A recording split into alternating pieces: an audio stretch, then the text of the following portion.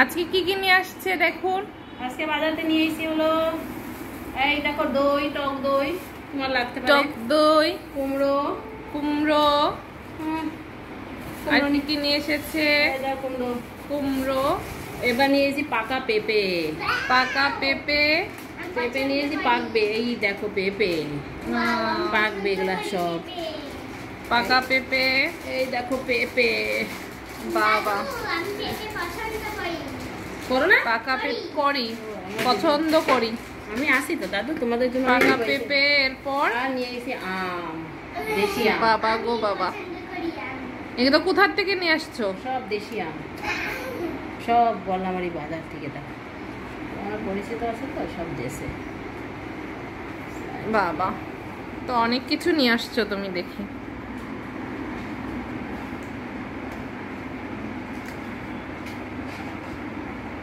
আর ওইদিকে হচ্ছে মেয়েটা হচ্ছে খেলু করতেছে। কি কি খেলু করতেছো? ড্রয়িং করতেছো? এই যে একদিকে ড্রয়িং চলতেছে আর একদিকে বাজার সদাই। 12টা আনছি। আর কি কি নিয়ে আসছো? আজকে কটাই আনিছি, আজকে কটাই নিয়ে এসেছি। আজকে নিয়ে এসেছো আম, পেঁপে, কুমড়ো, টক দই। হ্যাঁ টক দই। এবার পেঁপে এর মধ্যে রাখবো, এই দেখো এই ঠোঙার মধ্যে পেঁপে রেখে দেবো। ঠিক আছে, রেখে দাও। পাকু হবে, পাকু। ঠিক আছে, রেখে দাও। হবে ওই দেখো, ঠিক আছে। ওই দাও। আর এখন পেঁপে ঢুকাবো। বাবা গো বাবা, সুন্দর করে রাখলে পাকে।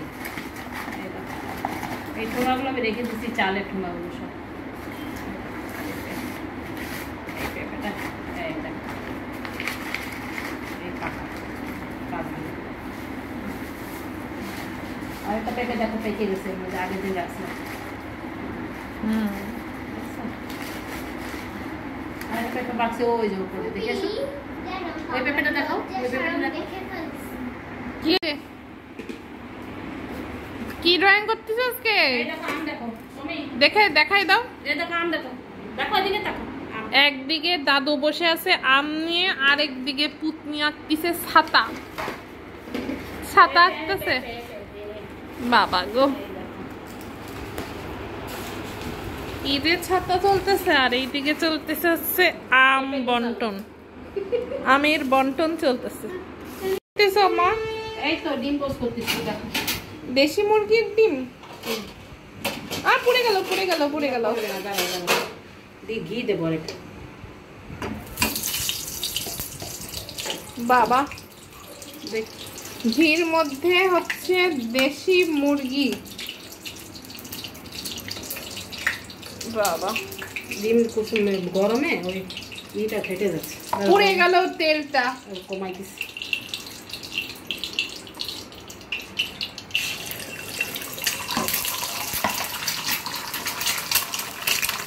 এদিকে হচ্ছে দেশি মুরগির ডিম ভাজা। দেখো মা বানাচ্ছে দেশি মুরগির ডিম ভাজা, সাথে আছে কি রুটি। রুটি ভাজবো, এই যে ডিম, সাথে গরুর মাংস আমার ভাবি হাতের। আর এখানে হচ্ছে রুটি হচ্ছে, তাই তো? আর এই যে আম্মুর বেলা রুটি। আর রুটি না পরোটা? রুটি। একটু কি পরোটা হবে নাকি? নো পরোটা, অনলি রুটি, খালি রুটি। ঠিক আছে।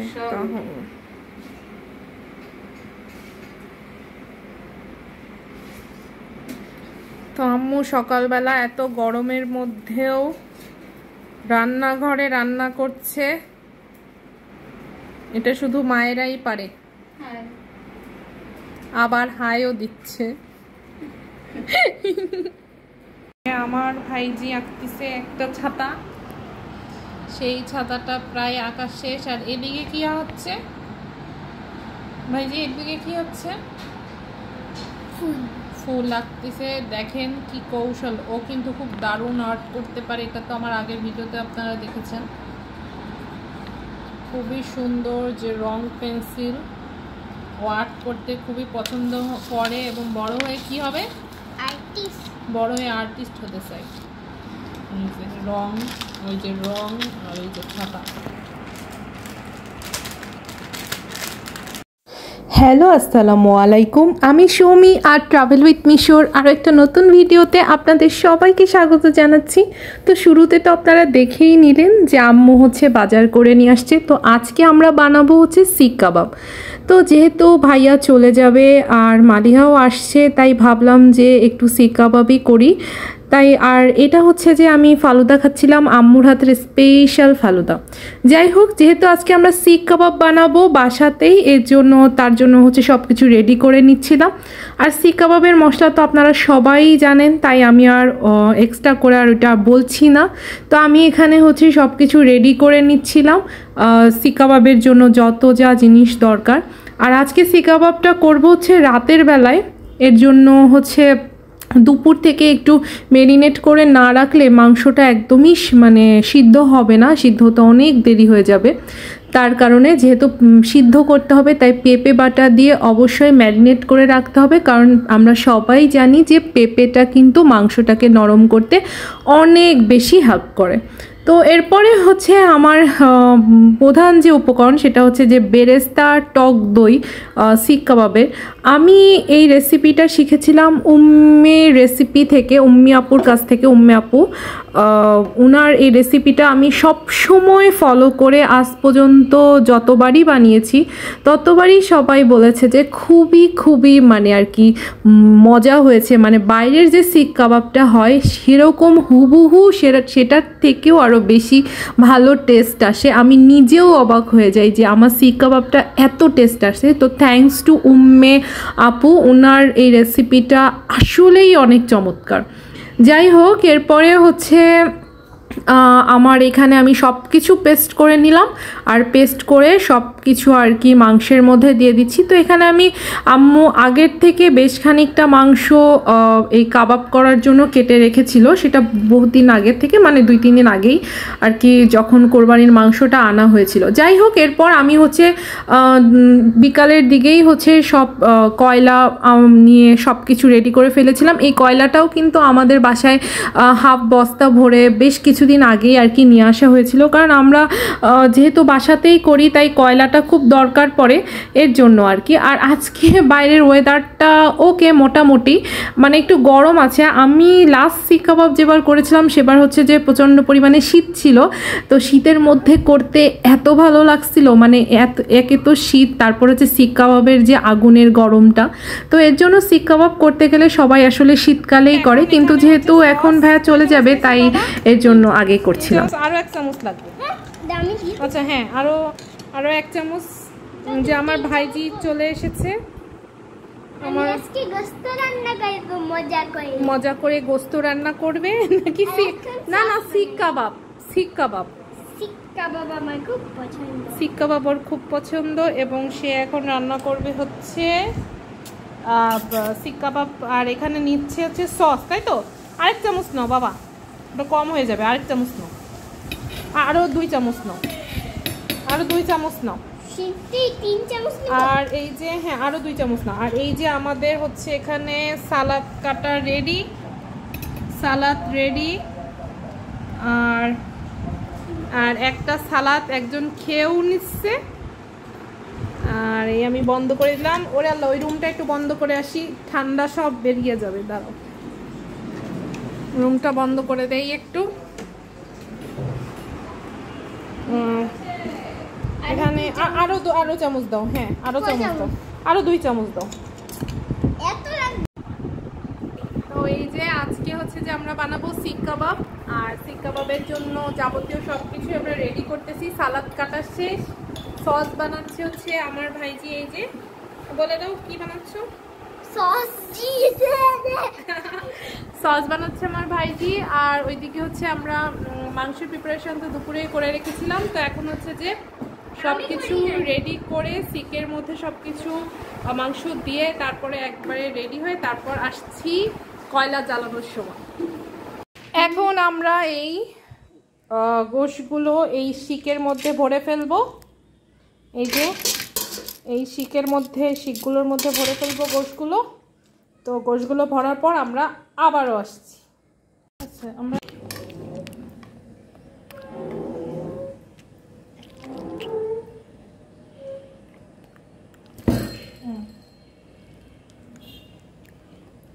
কিছু বলবো? বলো। এই যে গোশ তো আমরা খাবো। দাঁড়া সুন্দর করে দেখো, গোশ ভরতেছি দেখো। এই যে কাঠি নিয়ে গোশগুলোর মধ্যে ইচ্ছে কাঠির ওকে উপরে একটু উপরে ওঠা। হ্যাঁ, একটু উপরে দাও, উপরে দাও, উপরে। এই যে এটা শেষ, একটা শেষ, একটা শেষ। এরকম আমরা আরো গুলো করবো, তাই তো? একটা কাঠি শেষ, এবার আরো গুলো করবো, আরো। তো এই যে আমাদের শিকে ভরা শেষ। এখন জ্বালাবো আগুনটা, তারপর আবার আসছি। কি ভিডিও ওই যে হয়ে গেছে বস, আবার কি রান্না হচ্ছে?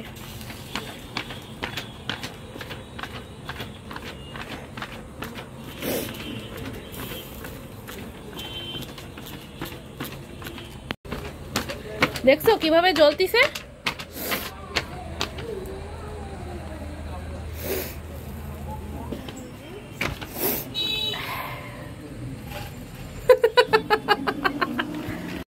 তো আমি হচ্ছে শিক কাবাব বানাচ্ছিলাম বারান্দাতে, আর আমার ভাইজিকে হচ্ছে গ্লাসের মানে ঘরের মধ্যে রাখছিলাম, কারণ যেহেতু আগুন জ্বলছে আর ছোট বাচ্চাকে এখানে না নেওয়াটাই বেটার, তাই ও ঘরের বাইরে বসেই অপেক্ষা করছিল। ঘেমে গেছো? দিক তাকাও। ঘেমে গেছো? এই দেখো, ফুপির দিকে তাকাও, ফুপির দিকে তাকাও, দেখো ফুপির দিকে তাকাও। এই তো, এটা বন্ধ করে দিচ্ছি। এই দেখো, লুক এট ফুপি। হ্যাঁ, এই যে তৈরি করতে করতে আমরা পুরো ঘেমে মানে অবস্থা খারাপ হয়ে গেছে। আর এইদিকে হচ্ছে আম্মু রান্না করছে নান, কই নান। এদিকে এত ঘেমে গেছি করতে করতে, আর আম্মু রান্না করছে হচ্ছে নান। চলেন নানটা দেখাই দিই আপনাদেরকে। এই যে এই যে নান, আর উপরে ঘি লাগাইছে। নানের সাথে ঘি লাগাবো পরে ঘি হচ্ছে লাগাবে। নানও আরও একটা মজার ঘটনা, সেটা হচ্ছে আপনাদের সাথে শেয়ার করতে ইচ্ছা করছে। তো আমি যখন এখানে হচ্ছে যে শিক কাবাবটা মানে বানাচ্ছিলাম, তখন এত ধোঁয়া বাইরে যাচ্ছিল। তো বাইরে কিন্তু রীতিমতো অনেক লোক জড়ো হয়ে গিয়েছিল, কারণ এখান থেকে ধোঁয়াটা আসলে কোথায় যাচ্ছে। তো পরে হচ্ছে যে আমি তৎক্ষণাৎ বিষয়টা বুঝতে পেরে যখন নিচের দিকে তাকাই, তখন দেখি আসলেই লোক জড়ো হয়ে গিয়েছে। কারণ ঠিকই তো, একটা ফ্লোর থেকে যদি এরকম ধোঁয়া আসে, তাহলে তো আসলে একটা সন্দেহের বিষয় যে আসলে এখানে কোনো ইমার্জেন্সি বা কোনো কিছু আগুন লেগেছে কিনা। তো পরে আমি বাড়িওয়ালা আঙ্কেলকে বললাম যে না আঙ্কেল, আসলে আমরা এখানে কয়লা জ্বালিয়েছি, তাই হচ্ছে এত ধোঁয়া আসতেছে। এই যে এখন হচ্ছে খাওয়া পর্ব। প্রধান দুই অতিথি বসে পড়ছে। এই যে ইনি একজন প্রধান আর ইনি একজন প্রধান। দুই অতিথি বসে পড়ছে। শিক কাবাব, পরাটা, সালাদ আর হচ্ছে এটা সস নিয়ে দুই অতিথি বসে পড়ছে। নান পরাটা দিয়ে। কি অতিথি ফিলিং কেমন? কি অতিথি কেমন লাগতেছে? মজা। আর অতিথি কেমন লাগতেছে? জি বলেন, কেমন লাগতেছে? ওকে।